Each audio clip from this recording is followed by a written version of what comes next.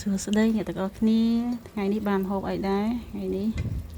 ខ្ញុំស្ងោរឆ្អឹងជំនីជាមួយនឹង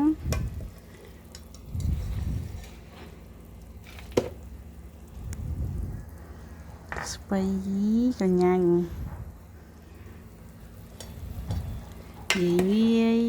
ហើយឆាប់បានញ៉ាំទៀតដឹងបងប្អូនអត់ដឹងធ្វើអីអាចធ្វើទាំងអស់គ្នាណាឆាប់បានញ៉ាំ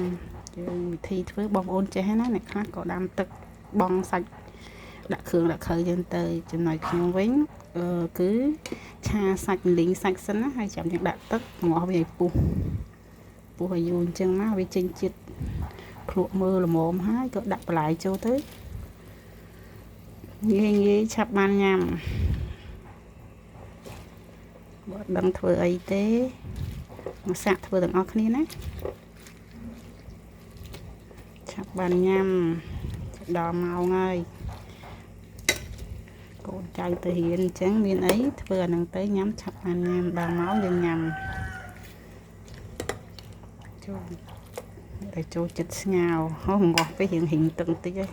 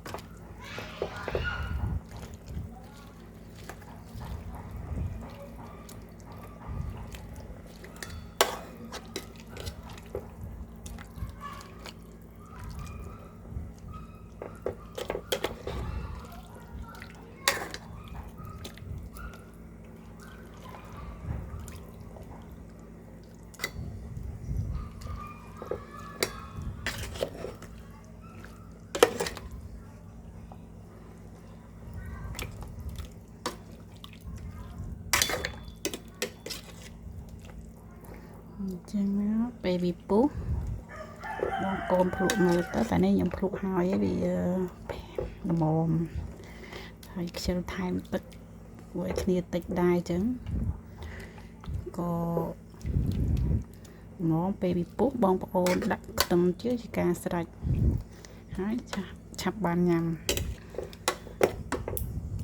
មិនដែរ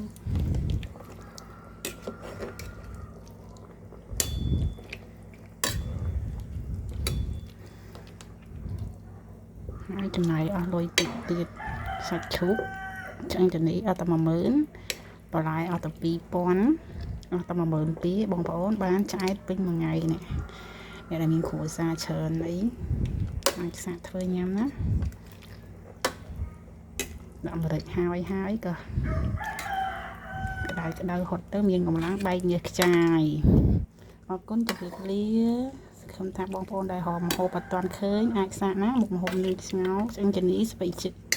ជាមួយនឹងស្ពៃកញ្ញាញ់ក៏បានស្ពៃជិតក៏បានអរគុណ